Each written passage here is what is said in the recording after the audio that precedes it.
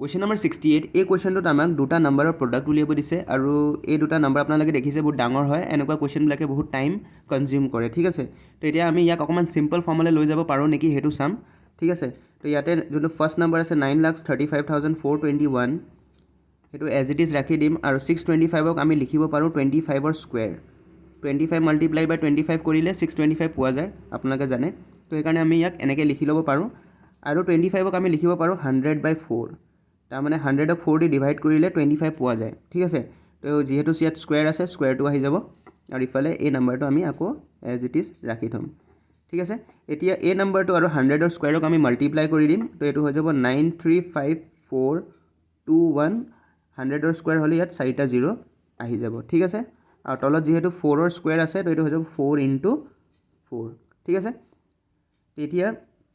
আমাৰ ক্যালকুলেশনটো অকমান ইজি হৈ যাব এই 4টোৱেদি ওপৰৰ নাম্বাৰটোক ডিভাইড কৰিম তাৰপিছত যোনটো নাম্বাৰ আহিব তাক আকৌ 4 দি ডিভাইড কৰিম তো এইখিনি কৰাৰ পিছত ইয়াৰ যোনটো আনসাৰ আহিব সেইটো হৈ যাব 5846382125 অপশন নম্বৰ সি টো অকমান ভুল হৈ আছে হেতু হ'ব লাগে ইয়াৰ আনসাৰটো ইয়াতে 1 এটা এক্সট্ৰা হৈ আছে এইকনতে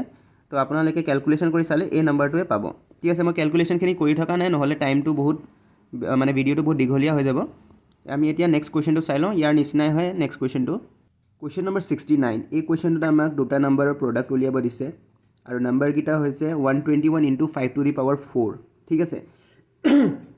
ইয়াতো আমি আগৰ নিচিনাকৈ যোনটো মেথড ইউজ কৰিছিলোঁ সেইটোৱে ইউজ কৰিম তো ইয়াতে 121ক আমি এজ ইট ইজ ৰাখি দিম 5⁴ তাৰমানে 625 হয় তাৰমানে 5ক যদি আমি 4বাৰ মাল্টিপ্লাই কৰোঁ এইটো আকৌ 625 হ'ব ঠিক আছে তো ইয়াক আমি লিখিব পাৰোঁ 625 again 625ক আমি লিখিব পাৰোঁ 25ৰ স্কুৱেৰ আগতে যেনেকৈ কৰিছিলোঁ ঠিক আছে আকৌ আমি জানো 25ক আমি লিখিব পাৰোঁ 100/4 100ক যদি 4 দি ডিভাইড কৰোঁ তেতিয়াহ'লে 25 পাম আৰু যেটো স্কুৱেৰ আছে এটো স্কুৱেৰ আহি যাব ঠিক আছে তো এতিয়া আমি 121ক 100ৰ স্কুৱেৰেৰে মাল্টিপ্লাই কৰি দিম আৰু 4 স্কুৱেৰটো এজ ইট ইজ থাকি যাব তো এইটো হৈ যাব 121 100ৰ স্কুৱেৰ মানে কিমান হৈ যাব ইফালে আমি 4টা 0 লগাই দিলে হ'ল আৰু তলত 4 × 4 আহি যাব ঠিক আছে তো এতিয়া আমি প্ৰথম এই 4টোৱেদি এই নাম্বাৰটোক ডিভাইড কৰিম তাৰপিছত থাকি যোৱা নাম্বাৰটোক আমি আকৌ 4 দি ডিভাইড কৰিম ঠিক আছে তো এইখিনি কৰিলে কিমান পাম আমি তো 4 3 * 12 ঠিক আছে 4 3 * 12 अगेन ইয়াত 1 আহি গ'ল তো এটো ডিভিজিবল নহয় 0 আহি যাব 10 হৈ গ'ল 4 2 * 8 2 থাকি যাব আৰু ইফালে 0 20 তো 4 5 * 20 দুটা 0 লগাই দিলে হ'ল এটো হৈ যাব 302500 ঠিক আছে अगेन 4 দি ডিভাইড কৰিম এই নাম্বাৰটোক ঠিক আছে তো এটো হৈ যাব 4 7 যা আমি জানো 28 হয় আকৌ 2 থাকি যাব ইফালে 2 22 4 5 যা 20 अगेन 2 থাকি যাব ইফালে 25 4 6 যা 24 1 ক্যারি থাকি যাব ইফালে 0 10 4 2 যা 8 আকৌ 2 ক্যারি থাকি যাব ইফালে 0 20 তো 4 5 যা 20 তো ইয়াৰ আনসাৰটো হৈ যাব 75625 ঠিক আছে Question number 70 এই কুৱেশ্যনটোত আমাক দিছে how much time will it take for an amount of ₹900 to yield ₹81 as interest at 4.5% per annum of simple interest তো এই কুৱেশ্যনটো simple interestৰ হয় আৰু ইয়াতে আমাক এটা এমাউণ্টৰ কথা কৈছে ₹900 এই 900 rupeesটো simple interestত দিয়া হৈছে আৰু ইয়াৰ পৰা যোনটো simple interest পোৱা গৈছে এটা সময়ৰ পিছত সেইটো হৈছে 81 rupees ঠিক আছে আৰু rate of interest আমাক দিয়া আছে 4.5% per annum ইয়াতে আমাক টাইমটো উলিয়াব দিছে যে সেই 900 টকাটো কিমান সময়ৰ কাৰণে দিয়া হৈছিল ঠিক আছে তো ইয়াত যি ইনফৰমেশন আমাক দিয়া আছে সেইখিনি আমি ফাৰ্স্ট নোট কৰি লওঁ ইয়াতে আমাক প্ৰিন্সিপাল দিয়া আছে 900 rupees ইয়াতে আমাক সিম্পল ইন্টাৰেষ্ট দিয়া হৈছে 81 rupees তাৰমানে 900ক আমি সিম্পল ইন্টাৰেষ্টত দিছো আৰু সিম্পল ইন্টাৰেষ্ট আমি 81 rupees পাইছো আৰু আমাক ৰেট দিয়া আছে ৰেটটো হৈছে 4.5% per annum ঠিক আছে এটা আমাক টাইম উলিয়াব লাগে ইয়াত ঠিক আছে কিমান টাইমৰ কাৰণে 900 টকা দিয়া হৈছিল তো এতিয়া ইয়াত আমি সিম্পল ফৰ্মুলা ইউজ কৰিম সিম্পল ইন্টাৰেষ্ট = PRT/100 ঠিক আছে ইয়াতে আমাক প্ৰিন্সিপাল দিয়া আছে 900 ৰেট দিয়া আছে 4.5 টাইম আমি উলিয়াব লাগিব /100 ঠিক আছে আৰু সিম্পল ইন্টাৰেষ্টটো আমাক দিয়া আছে 81 ঠিক আছে 81 rupees আমাক সিম্পল ইন্টাৰেষ্ট দিয়া আছে তো ইয়াতে যিখিনি কাটা যায় আমি কাটি দিম থাকি যাব 9 * 4.5 * t = 81 ঠিক আছে তো t টো এফালে ৰাখি বাকিখিনিক আমি ইটো সাইডে লৈ আহিম তো 9 * 4.5 ইয়ালে আহি যাব এটা 9 9 যা 81 হয় আৰু 4.5 2 যা 9 হয় তো টাইম হৈ যাব 2 ইয়ার্স তো ইয়াৰ আনসাৰটো ওলাই গ'ল 900 টকা 2 বছৰ কাৰণে দিয়াৰ পিছত সিম্পল ইণ্টাৰেষ্ট 81 rupees পোৱা গ'ল যদিহে ৰেটটো 4.5% per annum হয় ঠিক আছে তো আমি এতিয়া ইয়াৰ নেক্সট কুৱেশ্যনটো চাই লওঁ কুৱেশ্যন নম্বৰ 71 এই কুৱেশ্যনটোত আমাক দিছে from a point P on a level ground the angle of elevation of the top of a tower is 30 degree if the tower is 200 meter high the distance of point P from the foot of the tower is ঠিক আছে ইয়াত আমি ট্ৰিগনোমেট্ৰি এপ্লিকেশ্যনৰ এইটো question হয় ইয়াতে আমি ট্ৰিগনোমেট্ৰি ratio' use কৰিব লাগিব তো ফাৰ্ষ্ট কুৱেশ্যনটো বুজি লওঁ কি কৈছে আমাক ইয়াতে আমাক কৈছে যে এটা টাৱাৰ আছে 200 meter লং ঠিক আছে এটা 200 meter লং টাৱাৰ আছে ঠিক আছে এতিয়া এই টাৱাৰটো এটা পি পইণ্টৰ পৰা তাৰ টপত চোৱা হৈছে এই টাৱাৰটোৰ টপত চোৱা হৈছে ঠিক আছে এই পি পইণ্টৰ পৰা টাৱাৰৰ টপলৈ চোৱা হৈছে আৰু ইয়াত যোনটো এংগল অফ এলিভেশ্যন হয় মানে তলৰ পৰা যোনটো আমি ওপৰলৈ চাই আছোঁ সেই এংগলটো গ্ৰাউণ্ডৰ লগত 30 degree হৈ আছে ঠিক আছে আমাক কুৱেশ্যনটোত এইখিনি ইনফৰ্মেশ্যন দিয়া আছে এতিয়া আমাক উলিয়াব দিছে কুৱেশ্যনটোত the distance of point P from the foot of the tower এই টাৱাৰটোৰ যোনটো ফুট হয় সেই ফুটৰ পৰা এই পি পইণ্টলৈ যোনটো ডিষ্টেঞ্চ হয় সেই ডিষ্টেঞ্চটো আমি উলিয়াব লাগিব ঠিক আছে এতিয়া আমাক যোনখিনি ইনফৰ্মেশ্যন ইয়াত দিয়া আছে সেইখিনিৰ পৰা আমি এই ডিষ্টেঞ্চটো উলিয়াই ল'ব পাৰিম যিহেতু আমাক টাৱাৰৰ হাইটটো দিয়া আছে এইটোক মই O আৰু এইটোক Q বুলি ধৰি লওঁ তো ইয়াতে আমাক OQ দিয়া আছে 200 meters ঠিক আছে তাৰপিছত আমাক এংগল দিয়া আছে angle OPQ equal to 30 degree এইখিনি আমাক দিয়া আছে ইয়াতে আমি দেখা পালোঁ যে এইটো এটা ৰাইট এংগল ট্ৰাইংগল হয় ঠিক আছে ইয়াৰ এই এংগলটো 90 degree হয় সেইকাৰণে এইটো ৰাইট এংগল ট্ৰাইংগল হয় আৰু ৰাইট এংগল ট্ৰাইংগলৰ ক্ষেত্ৰত আমি ট্ৰিগনোমেট্ৰি ৰেচিঅ' ইউজ কৰিব পাৰোঁ তো ইয়াতে যোনটো আমাক লাগে সেইটো হৈছে এই ট্ৰাইংগলটোৰ বেছ ঠিক আছে PQটো হৈছে ট্ৰাইংগলটোৰ বেছ আৰু OQটো হৈছে এই ট্ৰাইংগলটোৰ হাইট তো আমি জানো tan theta ইকুৱেল টু কি হয় perpendicular by base tan theta equal to perpendicular by base এডাল হৈছে পাৰপেণ্ডিকুলাৰ আৰু এডাল হৈছে বেছ ঠিক আছে আৰু আমাৰ ওচৰত পাৰপেণ্ডিকুলাৰৰ ভেলুটো আছে 200 আৰু আমাক বেছটো উলিয়াব লাগে PQটো আমি উলিয়াব লাগিব আৰু আমাৰ ওচৰত tan thetaৰ ভেলু আছে theta মিন্স ইয়াত 30 degree tan 30 আমাৰ ইয়াত এংগলটো আমি জানো ঠিক আছে তো ইয়াতে আমি এতিয়া tan 30ৰ ভেলুটো উলিয়াই ল'ম tan 30ৰ ভেলুটো হৈ যায় 1/√3 আপোনালোকে টেবলখন চাব পাৰে সাইডত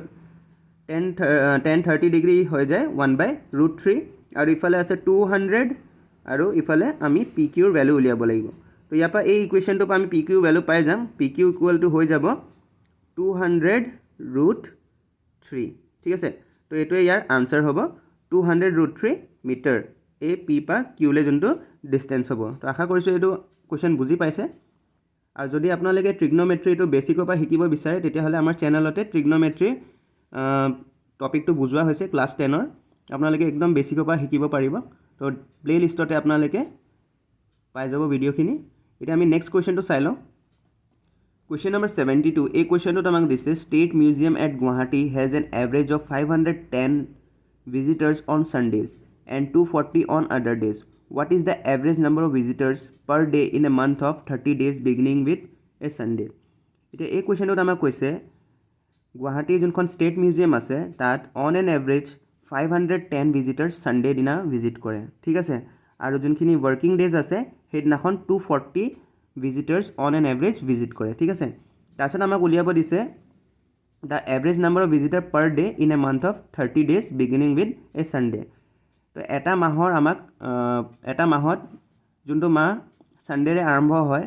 সেই মাহটোত পাৰ ডে কেইজন ভিজিটাৰ্ছে ভিজিট কৰিছে সেইটো আমি উলিয়াব লাগিব ঠিক আছে তো ইয়াতে আমি যোনখিনি ইনফৰ্মেশ্যন পালোঁ সেইখিনি ফাৰ্ষ্ট নোট কৰিলোঁ ছানডে দিনা 510 ভিজিটাৰ্ছে ভিজিট কৰে এইটো এভাৰেজ ভেলু হয় 510 ভিজিটাৰ্ছে ছানডেজ ভিজিট কৰে আৰু ৱৰ্কিং ডেজত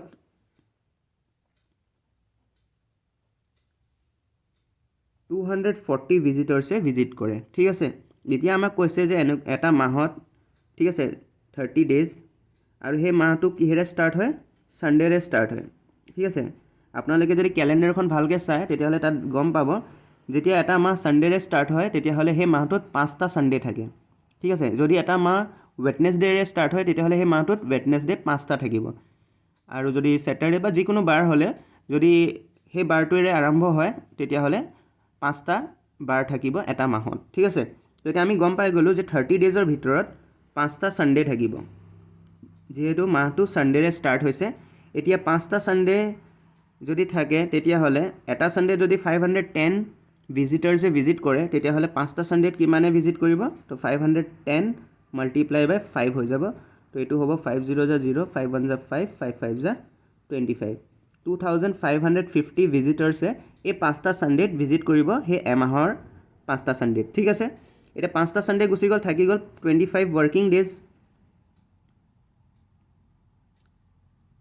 আৰু আমি জানো যে এটা ৱৰ্কিং ডেজত অন এন এভাৰেজ 240 ভিজিটাৰে ভিজিট কৰে তেতিয়াহ'লে 25 ৱৰ্কিং ডেজত কিমান হ'ব তো এইটো হৈ যাব 240 ইনটু 25 ঠিক আছে তো এইটো আমি যদি মাল্টিপ্লাই কৰি চাওঁ তো এইটো হ'ব 4 5 20 4 2 8 9 10 2 5 10 2 2 4 5 আচ্ছা তো এইটো হৈ গ'ল 6000 ঠিক আছে তাৰমানে 25টা দিনত 6000 ভিজিটাৰ্ছে ভিজিট কৰিব আৰু 5টা ছানডেত 2550 ভিজিটাৰ্ছে ভিজিট কৰিব এতিয়া আমাৰ গোটেই মাহটোৰ যিহেতু কথা কৈছে ইয়াত টোটেল 30 ডেজ আছে আৰু এটা ডেজত কিমানটা ভিজিটাৰ্ছে ভিজিট কৰিব এভাৰেজ আমাক উলিয়াব দিছে তো আমি এভাৰেজৰ ফৰ্মুলা ইউজ কৰিম তো আপোনালোকে জানে এভাৰেজ ইকুৱেল টু কি হয় sum of all observations divided by numbers of observations তো ইয়াতে আমাৰ observations কোন হয় আমাৰ observations হৈছে visitors তেতিয়াহ'লে total visitors by numbers of days ঠিক আছে এটা total visitors আমি এই দুটাক প্লাস কৰিব লাগিব তো এইটো হৈ যাব 2550 প্লাস 6000 আৰু তলত আহি যাব numbers of days ইয়াত যেহেতু আমাক এমাহৰ কথা কৈছিলে সেইকাৰণে ইয়াত 30 আহি যাব ঠিক আছে তো এই দুটাক আমি যদি প্লাস কৰোঁ এইটো হৈ যাব 8550 ডিভাইড বাই 30 তো এইটো 0 0 কাটা গ'ল 3 2 যা 6 হয় 2 থাকি যাব 25 3 8 যা 24 আকৌ 1 কেৰি থাকি যাব ইফালে 5 আছে 15 3 5 যা 15 তাৰমানে 285 ভিজিটাৰ্ছ এটা ডেট ভিজিট কৰিব ঠিক আছে যোনটো আমাক ইয়াত কুৱেশ্যনত উলিয়াব দিছে যে 30 দিন যদি আমি চাওঁ 30 দিনৰ ভিতৰত যদি ছানডেৰে আৰম্ভ হয় মাহটো তেতিয়াহ'লে প্ৰত্যেক দিনা কিমানজন ভিজিটাৰ্ছে সেই মিউজিয়ামটো ভিজিট কৰি আছে তো ইয়াৰ আনসাৰ হৈ যাব 285 ভিজিটাৰ্ছ ঠিক আছে তো এইখিনি আছিল এই ভিডিঅ'টোত কুৱেশ্যনছখিনি আৰু ইয়াৰ নেক্সট কুৱেশ্যনছখিনি মই ইয়াৰ নেক্সট পাৰ্টটোত ডিছকাছ কৰিম থেংক ইউ